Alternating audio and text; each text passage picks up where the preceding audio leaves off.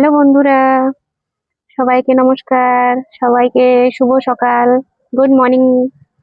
আমি ভালো আছি, আশা করি আপনারাও ভালো আছেন। আজকে আবার চলে এসেছি ছাদে কিছু লঙ্কা চারা আর বেগুন চারা লাগাবো বলে। দেখুন, এদিকে আমি মাটির মিডিয়া তৈরি করছি।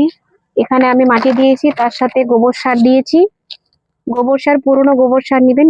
পুরনো গোবর সার হলে পরে ভালো হয় অনেক। সেটাকে ভালো করে মিশিয়ে নিচ্ছি।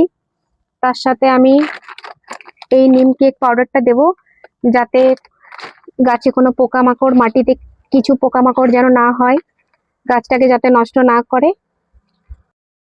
দেখুন, লঙ্কা চারা লাগাবো। এই এই সাইজের আমি গামলা চুজ করেছি। আর চারার সাইজটাও দেখতে পাচ্ছেন আপনারা, চারার সাইজটাও ছোট।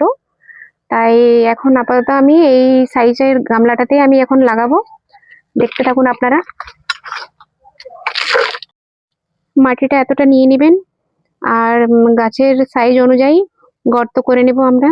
গর্ত করে দিয়ে তারপর ওখানে আমরা গাছটা লাগিয়ে দিয়ে চারিপাশে মাটিটা দিয়ে দিব।